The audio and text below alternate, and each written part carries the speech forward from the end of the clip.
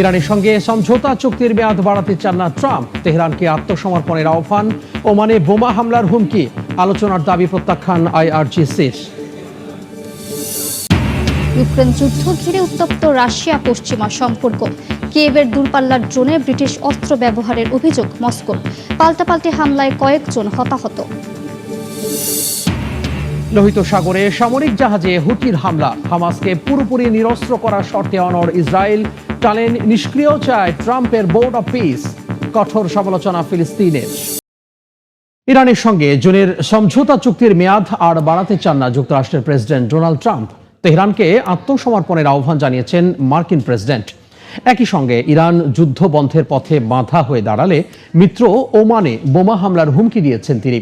এর মধ্যে প্রতিরক্ষামূলক অবস্থান থেকে আক্রমণাত্মক কৌশলে যাওয়ার ইঙ্গিত দিয়েছে মোস্তফা প্রশাসন।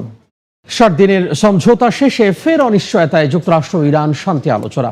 হরমুজ প্রণালীর নিয়ন্ত্রণ, লেবানন ও ইরানের পুনর্গঠন, 3 ইস্যুতেই দুপক্ষের মধ্যে বেড়েছে বিরোধ। তবে হামলা আপাতত বন্ধ হলেও থেমে নেই দুদেশের বাকযুদ্ধ।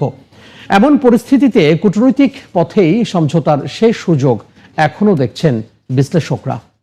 হরমুজে ইরান যুক্তরাষ্ট্র সংঘাতের উত্তাপ এবার আরও ছড়ালো ইয়েমেন সৌদি ফ্রন্টে। লোহিত সাগরে সৌদি সামরিক জাহাজ ও 4টি এসকর্ট নৌযানে ক্ষেপণাস্ত্র হামলার দাবি করেছে হুতিরা। একই সময়ে তেল রফতানি সচল রাখতে হরমুজ এড়িয়ে বিকল্প পথ খুঁজছে সৌদি আরব। তাই বাব আল মানদেব ঘিরে নতুন করে বাড়ছে আঞ্চলিক সংঘাত ও জ্বালানি সরবরাহের ঝুঁকি। গাজায় যুদ্ধবিরতি ও শান্তি পরিকল্পনা বাস্তবায়নে যুক্তরাষ্ট্রের তৎপরতা বাড়লেও কাটেনি ইসরায়েল হামাসের মতবিরোধ। এ অবস্থায় ট্রাম্পের জামাতা জারেড কুশনারের বৈঠক ঘিরে নতুন করে জটিল হয়েছে যুদ্ধবিরতির সমীকরণ। একই সময়ে ইসরায়েলে আগামী নির্বাচনের আগে লিকুদ পার্টির প্রার্থী বাছাই চলমান রয়েছে।